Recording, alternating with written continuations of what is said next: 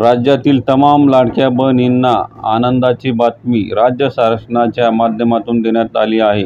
आजपासून जून महिन्याचा हप्ता वितरित करण्याची प्रक्रिया सुरू करण्यात आली आहे। पण काही लाडक्या बहिणींच्या खात्यामध्ये हे पैसे येणार नाही। ही प्रक्रिया व्यवस्थित समजून घेणे गरजेचे आहे। बघा, राज्याच्या महिला व बाल विकास मंत्री आदित्यताई तटकरे यांच्या माध्यमातून ही माहिती देण्यात आली आहे ती माहिती समजून घेऊया। मुख्यमंत्री माझी लाडकी बहीण योजनेतील सर्व पात्र लाभार्थ्यांना जून महिन्याचा सन्मान निधी वितरित करण्याची प्रक्रिया आजपासून सुरू करण्यात आली आहे।